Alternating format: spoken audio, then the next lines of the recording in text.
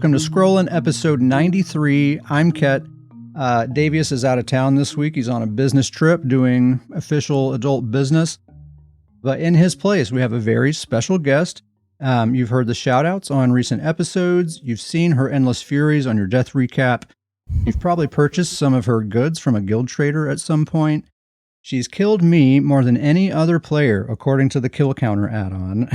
Yes. Despite that, she's my good friend, Mother of Dragons. Welcome to the show, Mother. Thanks, Kat. Happy to be here. Yeah, I'm glad to have you here. So just to give listeners an idea of who we're dealing with here, I just have a couple of questions I'm going to ask you here. Sure. We'll start with an easy one. Political party of choice. So easy. No, I'm just kidding. So, okay, real question. When did you start playing ESO and what do you do in the game? Well, I started playing in 2017. What was like the expansion at that time? It was like what, Morrowind? Yeah, Morrowind. Okay. And so, nice. which, as you know, my home station where I am always posted up is Vivek City, and I think that's the reason, because Morrowind was Yes, you big. were always right there in that crafting area. I am. That's where I belong. Yeah, I hadn't played an ESO or an MMO in several years, but was kind of wanted to find a new one. And ESO sounded good. And my main requirement was that it had some kind of trading or auction system. And so that was what I needed in an MMO. So what I do in the game has kind of evolved over time. But when I first started, all I did pretty much was I was in 5 trading guilds. And I just sold stuff on the guild trader. That was the whole game to you. It was it. I would farm all day while working a real job, listening to music, and I would sell stuff. So that was all I really wanted in the game at that point. That has changed since, to some extent. Mm-hmm. But now I know you do a lot of PvP these days. I do. That's pretty much mostly what I do is battlegrounds, PvP. Yeah. But I still am in 3 trade guilds and still like to make gold. Did you play any like previous Elder Scrolls games, Skyrim, Morrowind, any of those? No, I didn't. Okay. So you I just am wanted an MMO. You had no attachment to the property. Correct. Before I played WoW before. That was like my first big adult video game. And I call it an adult video game loosely. But like as an adult, that's a video game I played. Don't Google adult video game. Okay? right. Okay. WoW, I mean, ERP, that exists, but yeah, but no, I'm ESO's been amazing. There's so much to do other than trading guilds. So you are a sorcerer main. So what draws you to sorcerer? Why do you like sorcerer? I like pew-pewing from a distance. That's okay. They're good at that. Yeah. So, and I'm, in general, just into like magic and wizardy stuff. Harry Potter, Game of Thrones, like give me anything magic-y, and I like it. So I started a sorcerer and leveled that up, and then I started like 10 other sorcerers. I think I have out of my, 15 characters, 80% are sorcerers. That's so funny. Why are they all sorcerers? Well, because I only created characters to do daily crafting writs. And I didn't really think about ever doing anything else with them. You didn't even think about the class. No, I was just like, spammed through the character creator as fast as you could. Exactly. Pretty much. Yeah. You just need more gold. Exactly. That was the bottom line. So I wanted to shoot things from far away with magic-y looking bolts of lightning. So that's where I landed on sorcerer, and I haven't, gone away from that really. I've tried a little bit of Templar, tried a little bit of Nightblade, but not enough to really know what I'm doing or know if I even like it. Yeah. Well, I guess you already answered my question. If you had any alts, I guess the answer is yes. You have a bunch of other sorcerers. I have a whole slew of sorcerers, and I have some other ones that I would like to level up. It's someday that are low levels, Warden, Necro, just some different ones, but I just haven't ever, taken the time. Yeah, it's hard not to. I went to college for music, and we had a term called polishing the silver, where like when you're practicing, a lot of times people have a tendency to just play the same thing over, like they want to practice this thing that they're really good at over and over and over again, and they don't want to practice the stuff that they're not good at because that's not nearly as fun. It resonates with me. So you're like polishing this one piece of silver until it's like the most shiny thing in the world and everything else is all dirty. I'm also a little resistant to change. So, I'm just going to keep playing my sorcerer forever. Well, it's paying off. Yeah, it's working out. So yeah, your thing in this game is basically hoarding wealth. So my last question is not how much gold you have right now, but what's the most amount of gold you've ever had at one time? Okay, but full disclosure, I feel like, there's people that have hoarded a lot more gold than me. So I'm not, and this is all hard-earned gold. I've never bought gold. Yeah, all earned honestly. Yes. Hard work, sweat, blood, sweat, and tears. The most I've ever had at one time is 40 million. Okay. But I would like to note that, one of my trading guilds I've been in since 2017, and I've donated to that one guild 100 million over the time. Wow. So I could have had a lot more, but I'm starting a trading guild, by the way, if you're interested. Yeah.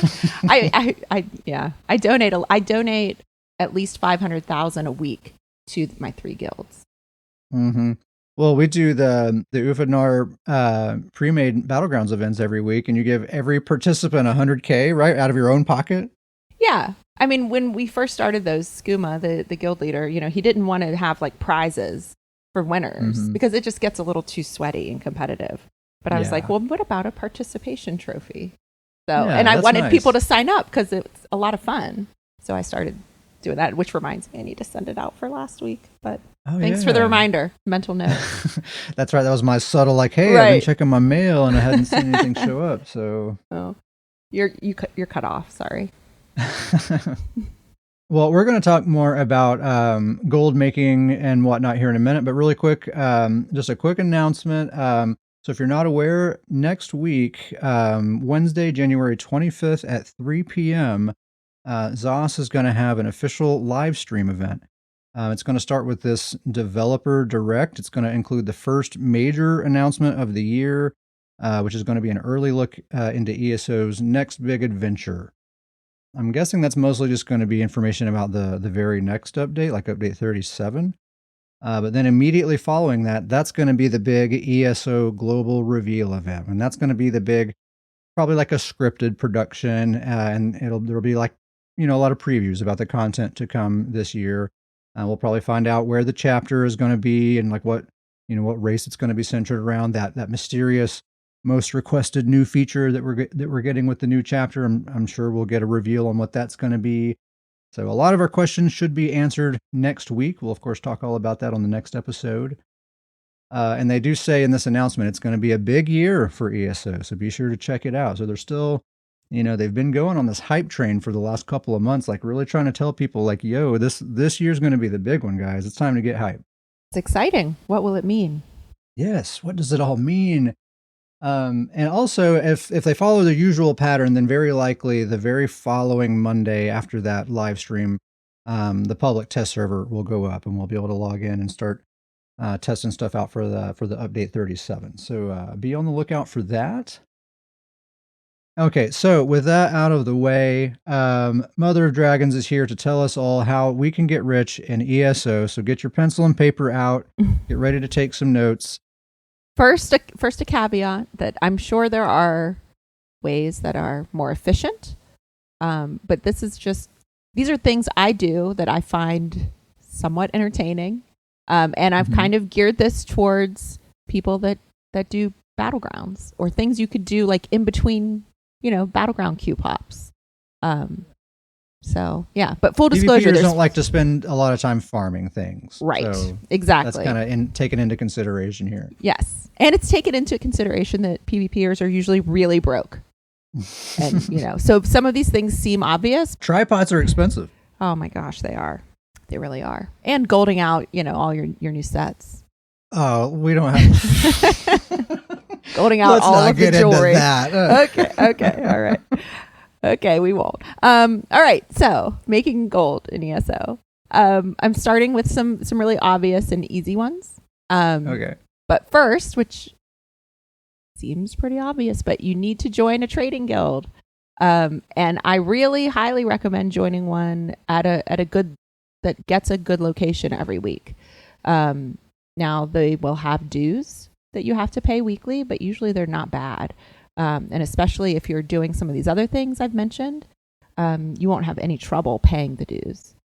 But some spots that I've found really amazing, and I think in general they're like the most coveted trading spots are Mournhold, 5X City, Alanor, Eldenroot, Ralka, Belkarth and Craiglorn, Wayrest, Stormhaven. There's some others, but those I think are really like the top. And for me personally, I've had the best success. The three trading guilds I'm in right now are in Mournhold, 5X City, and Alanor. I like to have one trader in each of those spots. Those seem to be the best ones in general, consistently. Yeah. And it's nice because if they're really busy, you don't always have to undercut or price so low that somebody will come out to the middle of nowhere to your trader. Yeah, so that seems obvious, but I think if you can get over the fact that there is a weekly dues, then you're all right. A lot of times too, the weekly dues are like raffle tickets, so you have a chance of winning something too. So some quick tips when you join a trading guild, you need to maximize having this good trader, which means you need to always have your 30 slots full. I think that a lot of PvPers don't do that. I don't do that. I only put stuff for sale if it like sells for a lot. Otherwise, I don't. I don't bother with it. Yeah, I mean, if it takes you could just be drinking your coffee and load it up with stuff that's even if it's just like 5K each. I mean, if you do that even if it's just consistently, like low level crafting mats. I mean, you're not going to do anything with that stuff anyway. So just exactly get a little gold for it. Right. Exactly. So keeping those 30 slots full is a big one. And then having a good mix of stuff on your trader. So some gear, some mats, motifs, consumables, just have it, a nice mix of things. Diversify. Exactly. Diversify your portfolio at your trader. Yeah. So this is most important. And then all these other things really, ladder up to that because you need to have some place to sell your stuff. You don't want to be trying to spam it in guild chat or in zone chat. Just terrible. No one likes those people. No one likes those people. Don't be that person. Yeah. So, okay. Next up, which I think is one that a lot of PvPers already do, but still just going to mention it, is spending your AP on Dawn Prisms to sell or Militant Order motifs, which not as many people do. I almost hate to even say it out loud. It's your secret hustle. It might be. Me, Slavka, someone that we play with a lot. He's in our Battleground guild. He does the same thing, and I apologized to him that I was going to share that tip on here. But it's nice because when I'm buying things with AP, I'm trying to buy things that have a 1-to-1 ratio that I can sell for the gold equivalent of AP that I've spent on it. So, for example, the Militant Order chest motif sells you can buy it for 500K AP, and I consistently sell it for 579K gold. So I'm, above my 1-to-1 ratio, which I feel like is a win. Sometimes Dawn Prisms don't get you there because they're 25K AP each. And depending on what, I think if you're at a further out trader, you can find them for 16K, 17K a piece. So. Spending the AP is crucial. And that sounds like an obvious thing now, but I played PvP for years and years and didn't really even realize that there was much I could do with my AP. It was just kind of accumulating, and I have over 30 million AP now. Oh my gosh. So there'll be times where I feel oh man, I'm really broke. I don't have any gold, but actually have the ability to get some gold anytime if I just spend some AP on Dawn Prisms and stuff. Right. Exactly. And sometimes I feel Dawn Prism market gets a little flooded. So, you could always buy some and then just check and make sure your trader isn't flooded before listing. But yeah, I mean, that seems like pretty obvious. But again, like you said, people accumulate that AP. I never have any AP because I'm always spending it. I think I have 50K right now or something very low. Yeah. So another thing you can spend AP on, it's more of a gamble, but sometimes I don't mind a gamble. But in Cyrodiil, if you buy, like the jewelry coffer from the elite gear vendor, you could maybe get some deadly jewelry, vicious death jewelry. Some of that stuff sells pretty decently for the purple versions of those. Mm-hmm.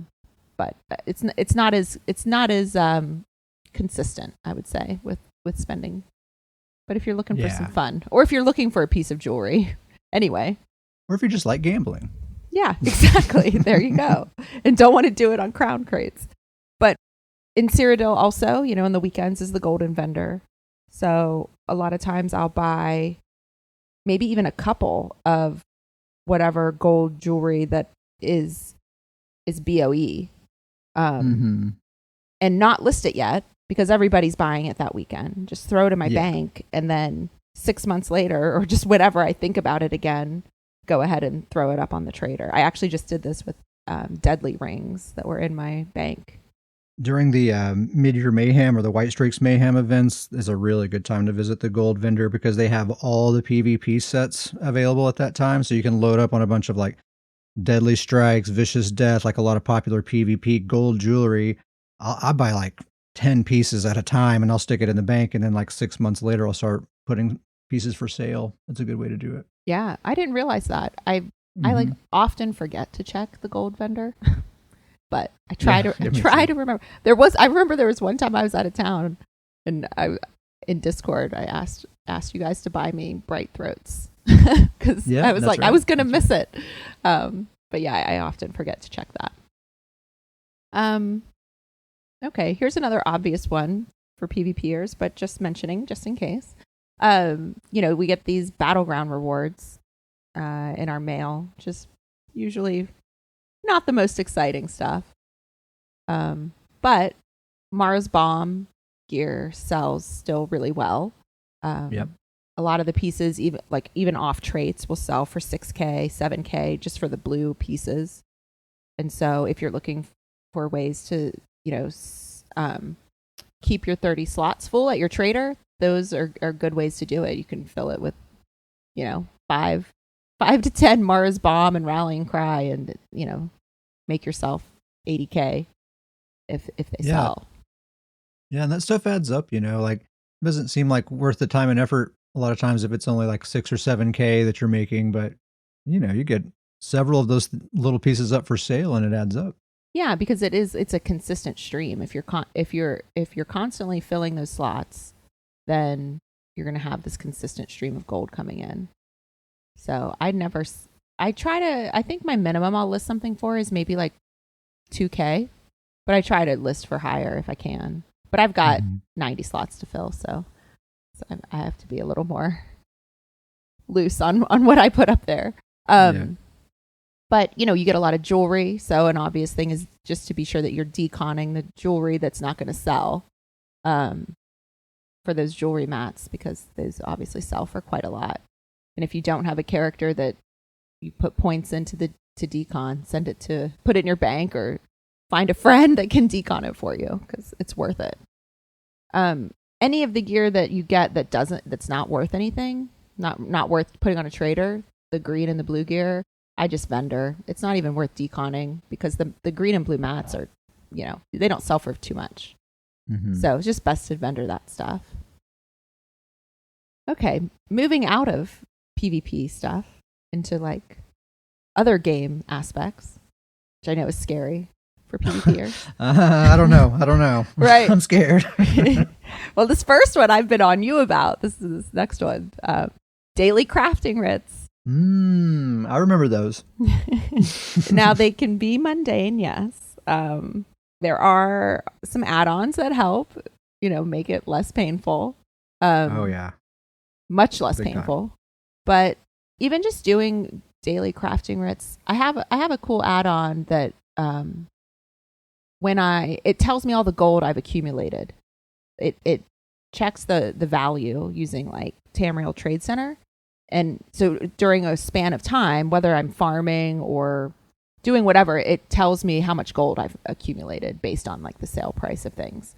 And so doing my daily crafting writs, like I make about 20K on one character. I mean, 5K in gold and then the rest in mats. And, you know, sometimes you get that lucky like chromium grain or chromium plating even I've had before. Well, the thing about doing crafting writs, especially if you do it on multiple characters, if you do them consistently, I used to do this and I've stopped, but it's like you end up doing pretty well on gold, but then you get to a point where you hardly even need the gold because you end up always having the mats that you need to just do anything you need to do. You know, you gold your own stuff out, you craft your own potions, you're just kind of all set all the time. Yeah. But, you know, knowing how, you know, I don't want to say lazy, but that's kind of what I'm But thinking. you said it. But you did say it. I did say it. Okay. But how, you know, PvPers may not want to do these daily crafting writs. So that's why it's BG time. I could be in BGs at that time. Exactly. But I actually do it in between Q pops. I like, you know, with all those add-ons, it takes literally 5 minutes, if that. Yeah. True. So it's not bad. But another big thing that comes from the daily crafting writs, not just mats, but are surveys. And that's also something that you could do in between Q pops because like clothing surveys and jewelry crafting surveys make so much gold. I mean, Drew Wax, I don't even know how to say that. How do I say that? Wax. I've heard Drew. I say Dreg, but I don't know. I'm really bad at pronouncing things. I know that is also like a theme I've heard podcast. Drow. I've heard people say Drow. Oh, well, I'm just going to say Wax. I don't think I've ever heard a character in the game say that word. Grizzly Con with the pronunciation in the chat. Maybe we'll see. Yeah, we'll continue on. But the wax sells for $32K a pop. Don't I know it? That's why I don't have any gold builds. But you could if you did your daily crafting with stuff. Yeah. We know. But yes, so surveys. I know that they really don't. I know people are lazy with surveys, but there's an add-on that'll mark it right on your map. You just run right to it and pick some flowers or pick, you know, or mine some jewelry crafting nodes. It's so easy. Worth it on the surveys. Really, it is. And that's one of the main reasons that I started doing the daily crafting writs on multiple characters. And then I would just deposit my surveys into my bank and then get them on my farmer who's, you know, got coward's gear and like every, you know, my fast runner, basically, my Nightblade. Grizzly Khan says he thinks it's pronounced Drag, by the way. That's none of the options that we said. I was close. I say Dreg. Okay. The Drag. All right. You win. Close. You win. Thank you. Yeah. So surveys. Lots of money with surveys. So I don't know, I don't know what the percentage of PvPers are that have ESO plus. Obviously having that craft bag is really helpful if you're doing daily crafting writs in general. But if you do have ESO plus and have a craft bag, sell some things from your craft bag. Like look in that craft bag and throw some things up on the trader because there are just like random mats in there that add up super quickly. I learned that lesson recently, and I'm like, who did you like learn a whole that? New game for me. Who did you learn that lesson from? Curious. A friend of mine. You wouldn't know him. Oh, okay. No, that was you. Yeah, you were telling me like, man, look in that craft bag. In particular, like I'm not really into housing. So like if you're not really into housing, man, there's a lot of those crafting materials specific to housing that are super valuable. People will pay top dollar for a lot of that stuff.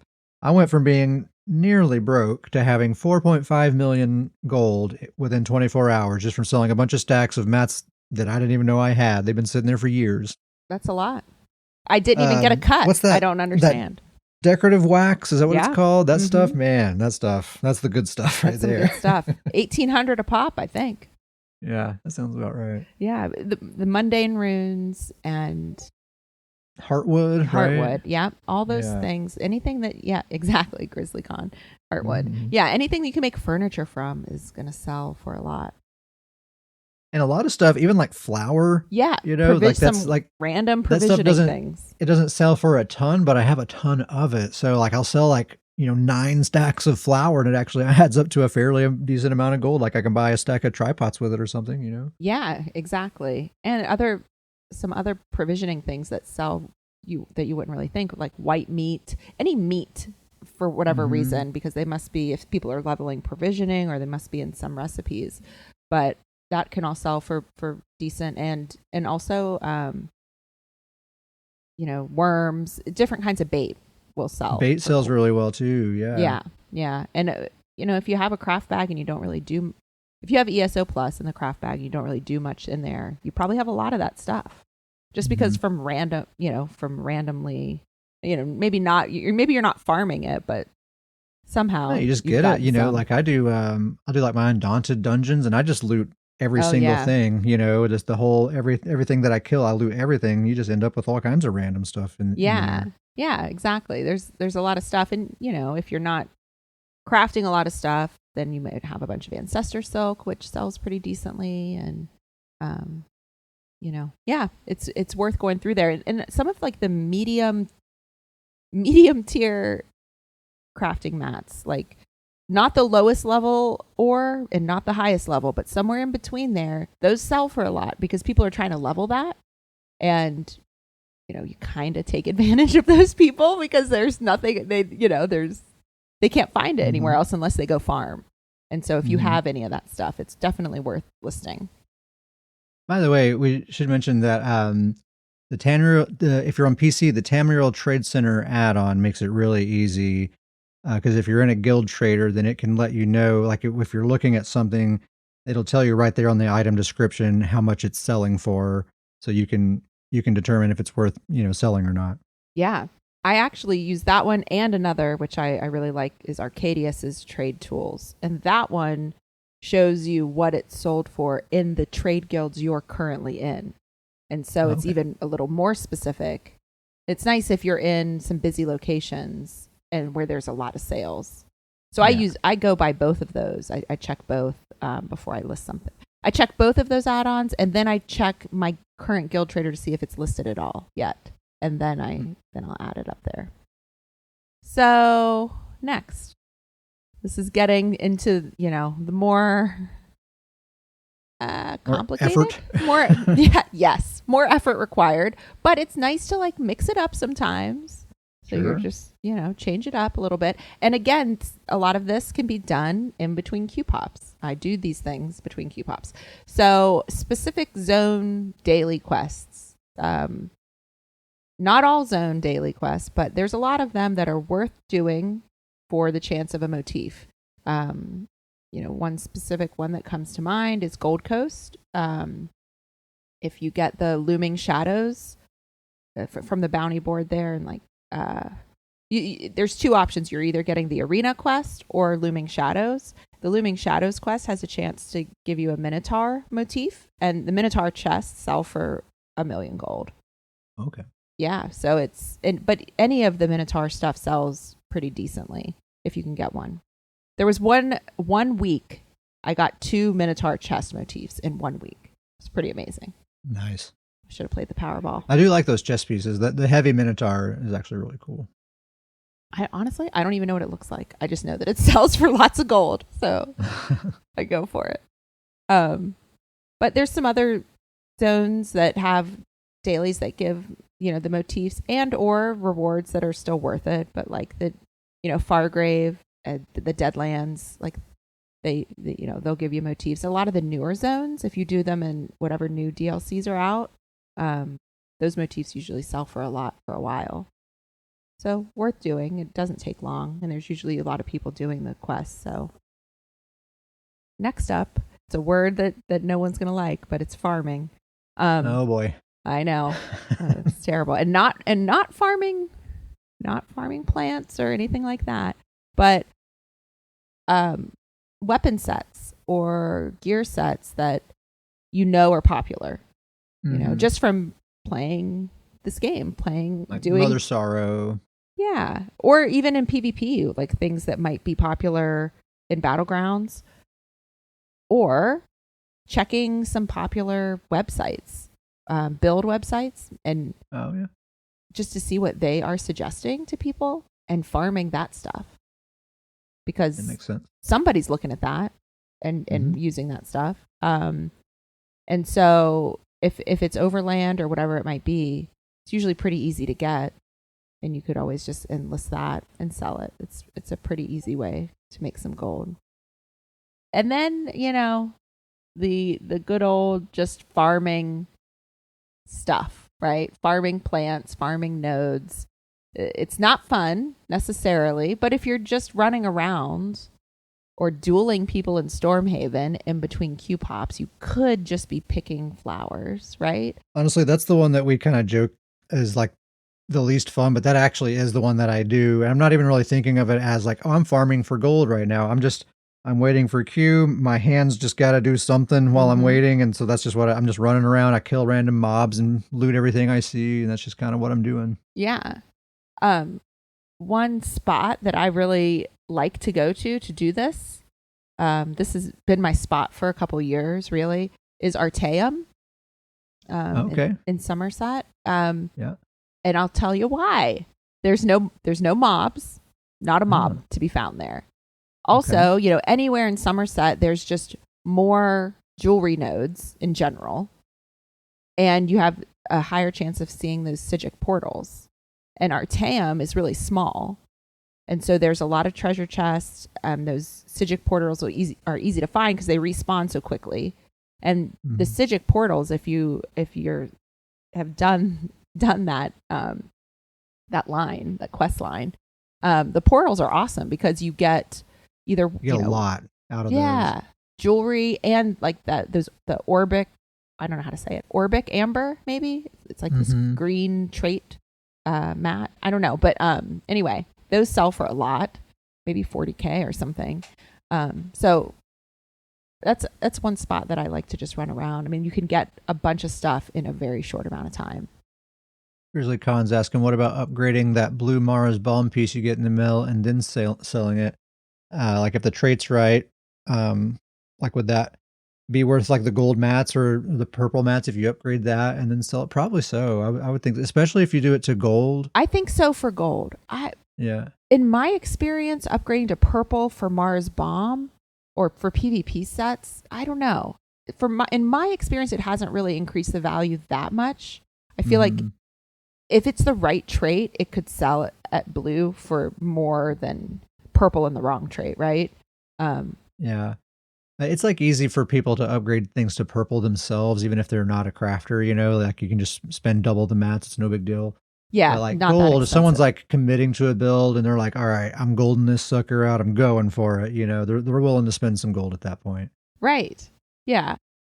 And last one, which is not one that I don't actually do this one, but I just felt like if I didn't list it, given the price of Perfect Row, then I'm, doing a disservice to the pod.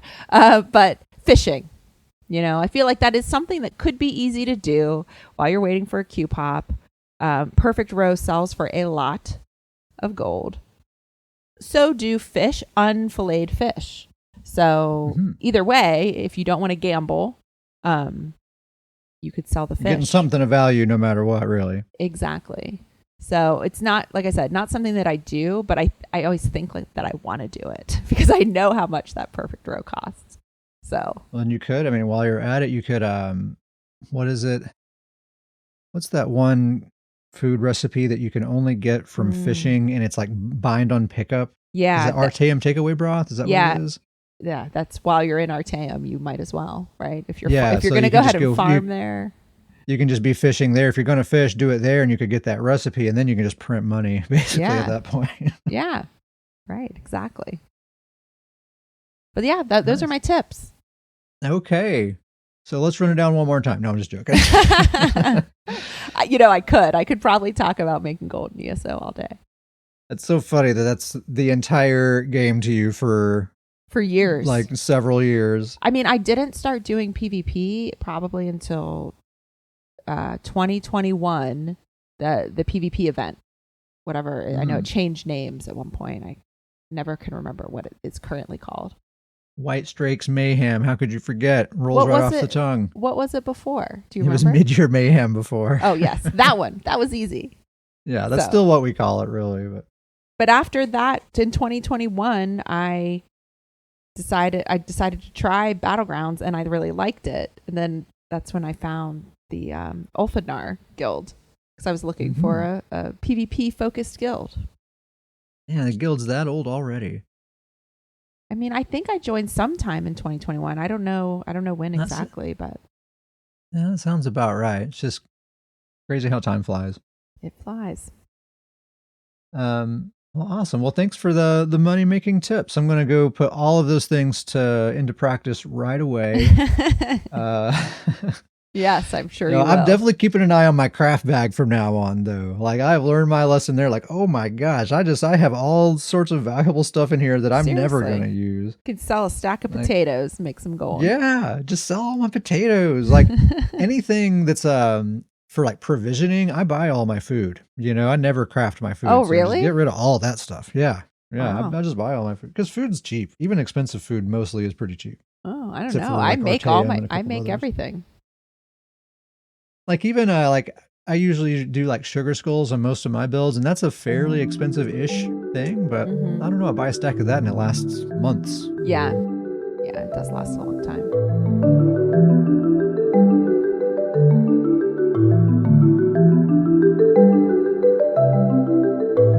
So I have a few builds that I want to talk about, but first, Mother of Dragons, you're our guest, so do us the honor. Tell us about your main character, your Sorc. What's the build?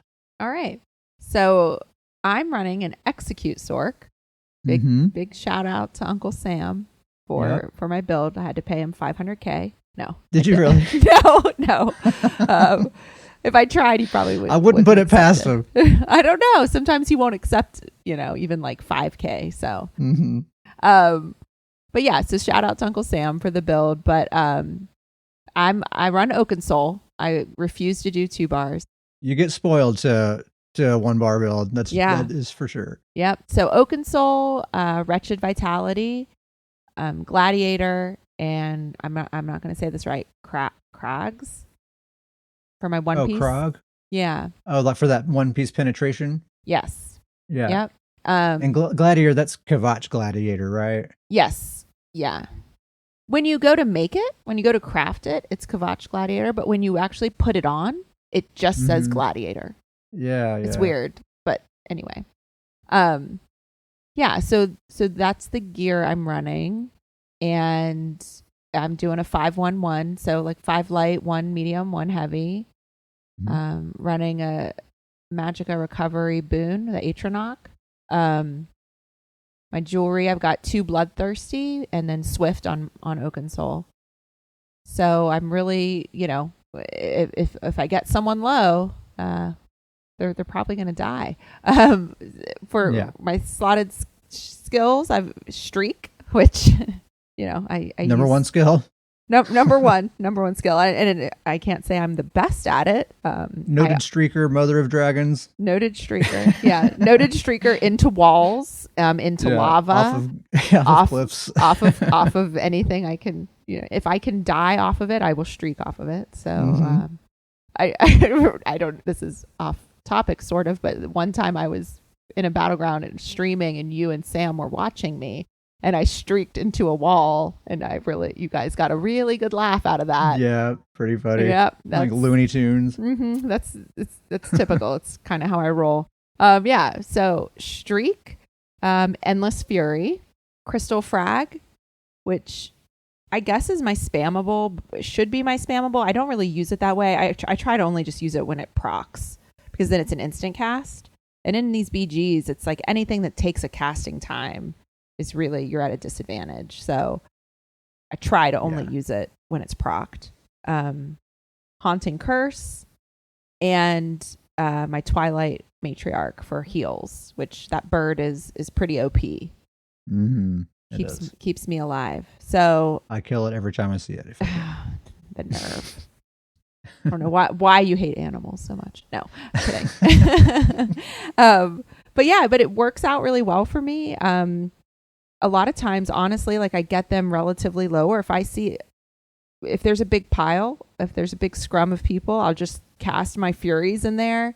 And then it starts getting low. I'll streak in. And a lot of times just the damage from my streak will proc the Endless Fury, and people will die from that combo. Oh, that's like a million style points when you kill someone that way. Get a Curse Fury and streak through them for the final blow. Love it. And I do it a lot. And I actually get kind of not yelled at, okay, but reprimanded by healers because I'll streak into the group. But it's like that's how I will kill some people, and then I just try to streak right out if possible. So yeah. But yeah, I have so much fun playing this build because I steal everyone's kills. And I get a little bit of hate for it also, but I need to toughen up with that, but it is what it is. People don't like Sorcs. Yeah. Sorcs and Nightblades they are on the receiving end of a lot of hate tells. That's for sure. Did you mention the your ultimate? What ultimate you use? No. I use Overload. Yeah. Yeah, and I didn't use Overload for a long time. I used the Meteor. And Sam and also good. You and Sam both, kind of talked me into Overload, and I was like, it doesn't feel right. It wouldn't. It's a little weird to get the timing right on it at times. And even now, the light attacks come out at kind of a different speed, and it's a different flow. Yeah, and so, but now that I switched to Overload, man, if you put the Fury and a Curse, and then you just start overloading, like it's really hard for people to survive that, unless you're a Warden.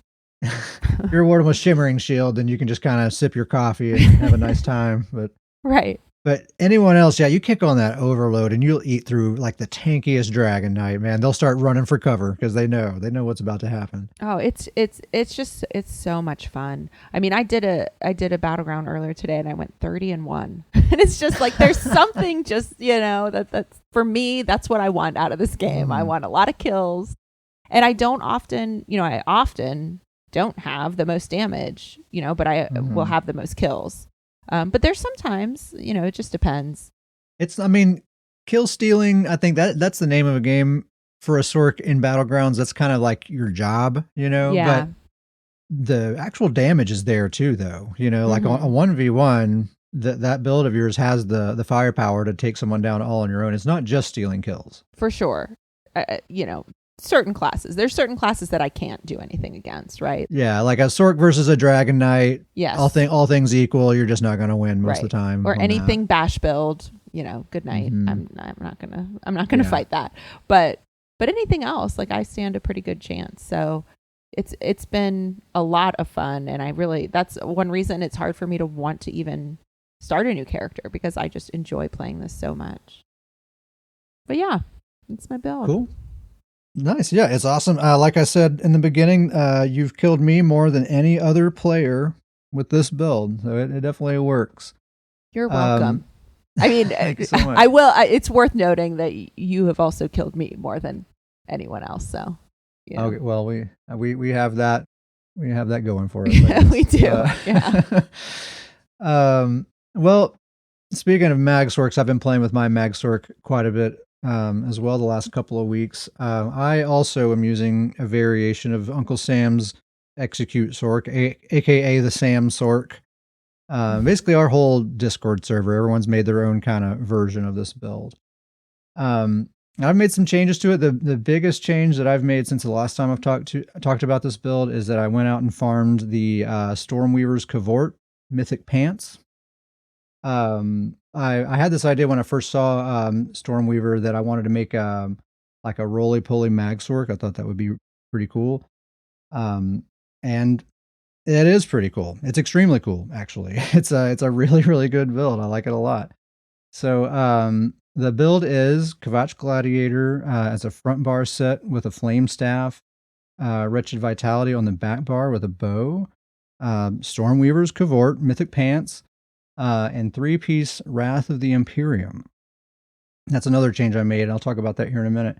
But so Stormweaver's Cavort, as a reminder, that's the new mythic item that makes all your core combat abilities cost magicka instead of stamina. So like dodging, blocking, sprinting, break free, bash, all that stuff costs magicka instead of stamina. And it also gives you 300 magicka recovery. And I think it's important not to overlook that. That's a lot of recovery that, one single piece is giving you. And that, on top of the fact that I'm a Breton, and as a sorcerer, I have Dark Conversion, so I can convert stamina into magicka infinitely. I basically always just have a completely full magicka bar all the time. It's no problem to use magicka for all those core combat abilities and casting. It's kind of like playing a stamina build, except you're using magicka instead of stamina. And so all my stamina is casting Vigor, Dark Conversion, and Hurricane, my armor buff. That's the only thing stamina does. I don't have to worry about reserving my stamina for breaking free or anything like that, because I use magicka for that. So it ends up being a very hybridy kind of play style, because it's basically the defense of a MagSorc. It plays exactly like a MagSorc defensively, with this like extreme mobility, and you're using Vigor to stay healed up and all of that. But then when you flip on the offense, it's 100% a MagSorc, with no compromises, just totally a MagSorc. So it really is the best of both of those worlds. It feels very wizardy. It takes a lot of getting used to, kind of rewiring your brain to think of your resources in that way. And I did make a lot of mistakes early on, but once you get used to it, it just kind of flies. It honestly just feels so, so good. And the survivability is way better than I was expecting. I was expecting that to be kind of the big weakness of switching, because what Stormweaver replaced, I was using the Gaze of Sithis Mythic Helm, and that gives you a lot of really nice defensive stats. So I was thinking I was going to be really, really squishy, but Stormweaver allows me to afford the stamina to use Vigor, and Vigor gives me minor resolve. So that's giving me most of that resistance that I was getting from Sithis back. Plus it's Vigor. It's the best heal in the game, so that alone makes me very, very survivable. Plus I have this extra athletic play style with all the dodging and sprinting, and basically I can play like a MagSorc, so I stay alive the same way a MagSorc stays alive. So really my survivability is better than it was with Gaze of Sithis. And the fun factor is like 10 times more. This Wrath of the Imperium set, if you're not familiar with this, it's a 3-piece set. It comes from Cyrodiil. You can just buy it at Guild Traders. It's actually really cheap. The 2-piece gives you 129 weapon and spell damage, and the 3-piece gives you 325 weapon and spell damage to your ranged direct damage abilities. And I've double-checked, I've triple-checked, all of my abilities count as ranged direct damage. Curse, Fury, Frags, Crushing Shock, the Overload Ultimate, it all counts. So it applies to all of that stuff. And I was using 3 willpower on the jewelry. So this just replaced willpower. It's just a straight upgrade. Just more damage, plain and simple. It's 4 light, 2 medium, 1 heavy, 3 divines, 4 well fitted. The jewelry's all bloodthirsty with spell damage glyphs. Apprentice Mundus Stone, Sugar Skulls for the food, Tri-Stat potions. I would say the biggest weakness or the biggest flaw of the build is there's absolutely 0 group support. None whatsoever. You only have selfish heals, and your job is just to kill people, and that's it. And this is what you're bringing to the next 4v4v4, right? That's right. Yeah, that's right. I'm a little nervous about that. Hopefully you'll have a really hard time landing any attacks on me whatsoever, because I'll just be so dodgy and kitey and all that kind of stuff. I really hope so.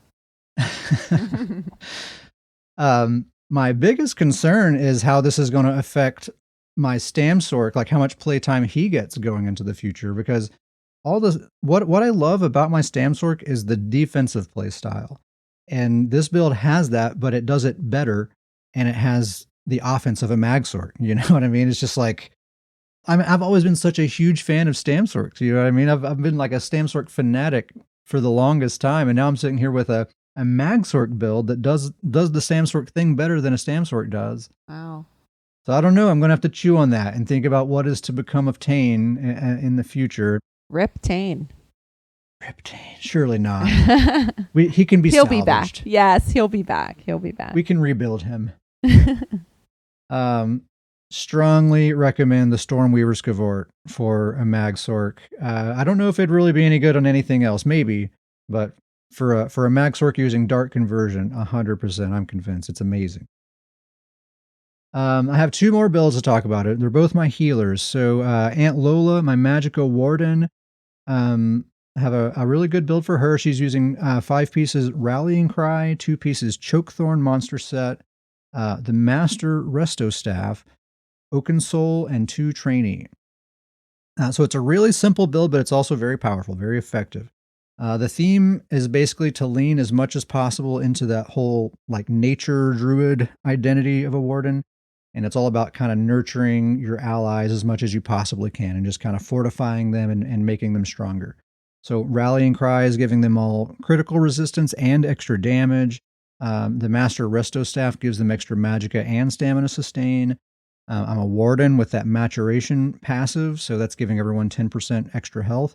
So like from all metrics, just their entire stat sheet, just all the numbers get bigger, right?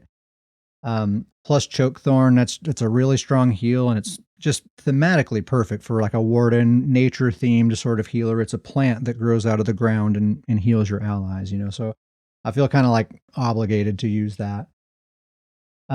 And I really like using Oaken Soul on a healer. I've mentioned that before. It just really simplifies everything. There's no buff management to worry about. I don't have to worry about any timers. I just kind of put these blinders on and keep my eyes on my allies' health bars and make sure they stay full. And it's just as simple as that. I really like that.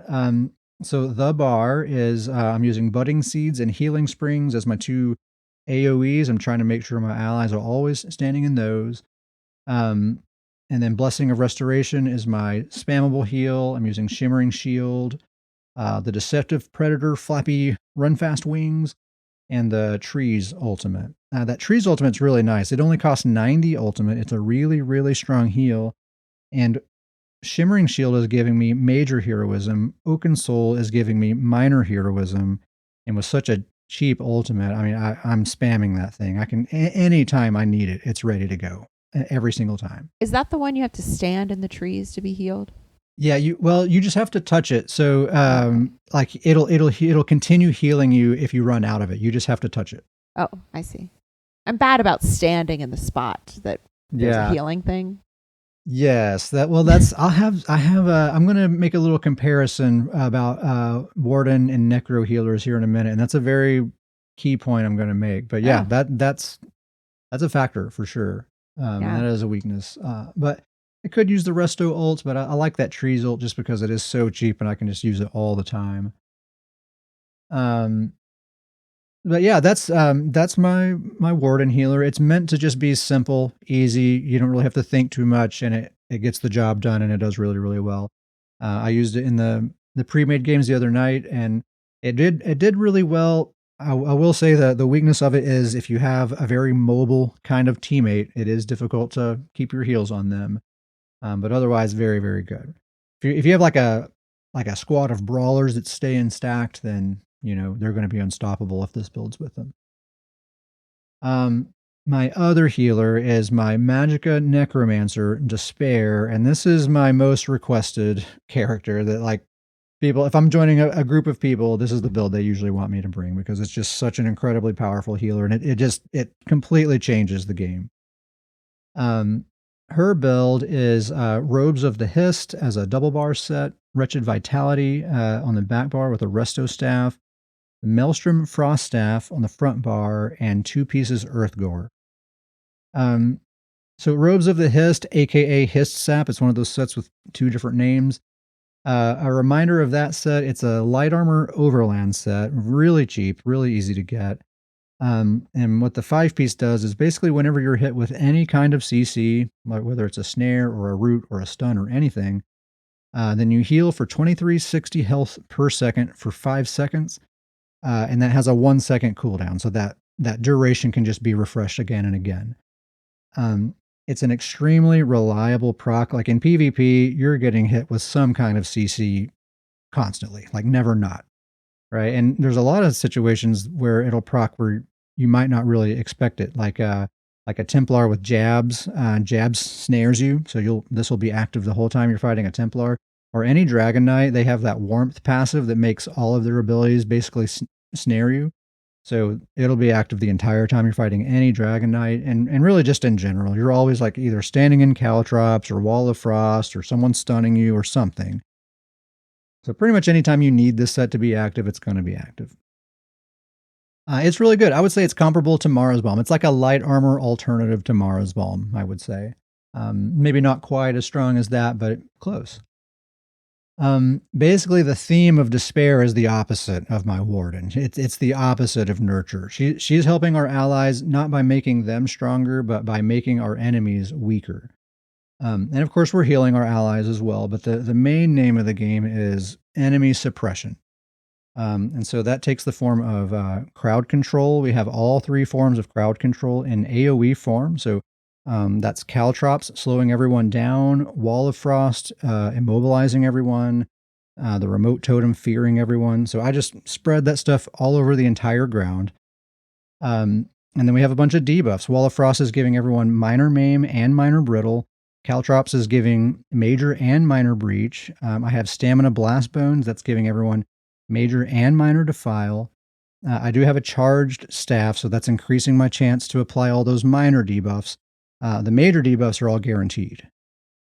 So a bunch of really good debuffs, and then I have a lot of supplemental damage with my Wall of Frost, with the Maelstrom Destro staff, and then Caltrops and Blast Bones all added up together. It's about 6k DPS in a AoE. So that's comparable to about like what the Destro ult does. So it's not a bad amount of damage overall. And so, any enemy who wants to engage with our team, they're going to have to deal with all three forms of CC permanently, like on cooldown. They're going to have several nasty debuffs on them permanently, and they're going to have the equivalent of a Destro ult raining down on them the whole time before my allies even start attacking them. They're having to deal with all that stuff. They're just already crippled and weakened so much before they even start really getting attacked. And of course, I'm keeping everyone's health bars filled up the whole time as well. So I'm saying all this stuff, you're listening to all this stuff, and you're thinking, wow, that sounds like there's a lot going on there. And indeed, it's an extremely complicated build. And I would say that's another way that this differs from the Warden quite a bit. The Warden's very simple, very easy, and this build is the opposite of that. We have 3 hots that we're keeping up with. We have Radiating Regen, the Intensive Mender, and the Sanguine Altar, keeping those active at all times. We have those 3 CC abilities that we have to make sure our enemies are always standing in. We're tossing a Blast Bones every 4 seconds. So that right there, that's 7 abilities. You already have your hands full just keeping all that going. Plus, you got to keep your armor buff active. You got to focus heal when needed. You got to use Race Against Time whenever you need to reposition. You got to use your Spell Power Potion on cooldown. It's just a lot of juggling. It's a lot of spinning plates. That's a lot of work. It is a lot of work, but you kind of build this momentum with it, and once that ball gets rolling, it's like no one can stand in your way. You just steamroll through everything in your path. And if you have much experience doing like a PvE DPS rotation, I think it'll come fairly easily, because to me, it feels a lot like that. A lot like keeping timers going. And, like in PvE, the boss will move, so you'll have to throw your AoEs back on the ground wherever he's standing. It's a lot of similar stuff. So, I did a lot of like PvE trial guilds and stuff back in the day. So I think that kind of stuff comes a little easily to me. So if you have that kind of experience, I don't think you'll have a lot of trouble with it. But otherwise, it can be a lot. It is a lot to keep up with. A side note on that Sanguine Altar, that's a morph of that, like that Blood Fountain ability from the Undaunted skill line. Man, this is an amazing ability. I've been sleeping on it for a long time. So what it does, you put this thing down and it gives minor lifesteal to all enemies in a 28-meter radius. So that's a 56-meter total area. It's a huge area. And so it gives minor lifesteal to all those people, which means anytime you're attacking that person, you're getting a heal over time returned to you from them. That heal over time, minor lifesteal, is not reduced by Battle Spirit. You get the full amount. So it's actually a really good amount of healing. And I'm using Wall of Frost and Caltrops. So I'm dealing some damage to every enemy that's nearby. So I'm getting that minor lifesteal from every single one of them. So it's actually a lot of healing. Combined like that with the Robes of the Hist set, just those 2 things alone make me very, very survivable. And then, of course, it has that synergy that's really nice as well. I can't use the synergy myself, but it'll pop up for my allies when they get low on health, and that thing is so, so clutch. Really, really nice. So yeah, Sanguine Altar, gotta use it. Really, really good ability. So that is my Magic and Necromancer build, healer build. So I want to do a quick comparison between my MagCro and my MagDen. I'm always kind of comparing these two as far as their effectiveness as healers. And of course, I have these two built very differently, but I could build them exactly the same if I wanted to, where they're doing like the same stuff. And I think as far as crowd control goes, they're basically equally capable. Like Wardens and Necromancers are basically equally capable. That, it's maybe debatable, but I think they're probably pretty close. So really what you're looking at is their healing capabilities. Like what are they bringing to the table with their actual healing kit? And, the conventional wisdom is, Wardens. That's, they're the meta everything, including healers. They're the meta healers. They do have extremely strong heals, no doubt about that. But like I was saying earlier, you have to be kind of within their zone of support. You can't be like a Sorc that's streaking far away, or like a roly-poly build that's kind of running circles around the battlefield and stuff. A Warden's going to have a hard time with you if that's the kind of build you're playing on. But if you are on like a brawler squad, like a demolition crew, like you got a bunch of Dragon Knights on your team, then Warden's going to be the best possible healer you could possibly have on that team, and you're going to be unstoppable. But if you have basically any other kind of team, like say you have a team where you have a Nightblade and you have a Stamsorc on your team, they are absolutely not going to stay perfectly stacked right in front of you where you can easily heal them. Like they were not designed to play that way, and that's not the way they want to play. That's not why they chose those classes to play on. So a Warden is just going to kind of throw their hands up on a team like that. I'm like, I can't do anything with these guys. They won't stay still. But a Necro is not going to have any problem because all of their healing abilities are long range targeted abilities. You can stand in the middle of a battlefield and your allies can be doing their thing. They can be ducking, diving, and dodging all over the place, and they are still within your range of support all the time. So I think that's why, I tend to have a much easier time on my Necromancer for that reason. It's it doesn't really matter what kind of team I end up on, whereas with a Warden, I really do kind of need to have a specific team setup to be successful. And then in that case, we're going to be the best possible team. Any thoughts, Mother of Dragons? My thought is I like when you're on my team and healing me, but I really don't want to be against you on Despair. And I don't know that I have been. Not that I can recall. It's not enjoyable. I don't recommend it. Sounds terrible. It really sounds terrible. From what I'm told, it's not very fun. So I think I've kind of always had that conclusion. This just kind of has been reaffirmed where a Warden, extremely good healer if they're on the right team, but a Necromancer is the more versatile healer. I think I still pretty much just feel that way. I think we're just about to the end of the show here. We have a guild. The guild's name is Stoon's Goons, best named guild on the server, and it's also the official guild of the Scrollin' Podcast. If you would like to be a member of Stoon's Goons, send us an email at scrollandpodcast@gmail.com, and I'll send you an invite. We'll get you in there. If your guild roster is full, that's okay. We can get you on the Discord, and really, that's where all the action's happening anyway. That's where we're mostly chatting and sharing build ideas and sharing memes and all of that. And really, anyone who's on the Discord, as far as I'm concerned, is a fully fledged goon. So scrollandpodcast@gmail.com, and we can get you on the Discord or in the guild endgame, or both, whatever you want. You can also just send us an email if you have any questions or any suggestions for the show. Say hello, tell us a joke, request a shout out to a friend, really whatever you like. Scrollandpodcast@gmail.com. We'd love to hear from you. Shout out to Grizzly Khan, Cummy Bear, and Uncle Sam for joining us in the chat tonight. Thank you very much, guys. Adds a lot to the show. Appreciate you being here. Shout out again to Uncle Sam, Slavka, and Shadow. We've just been playing a lot here lately. Really been having a good time teaming up with those guys and doing some 4 squads and duos and different things and battlegrounds and a little bit of Imperial City as well. It's been fun. And shout out to Mother of Dragons. Thank you so much for being here and giving us advice for not being poor in ESO. My pleasure. It was fun. Yeah, it was fun. We'll have to do it again sometime. Yeah, thanks for having me. Well, thank you very much for listening, and we will catch you next time.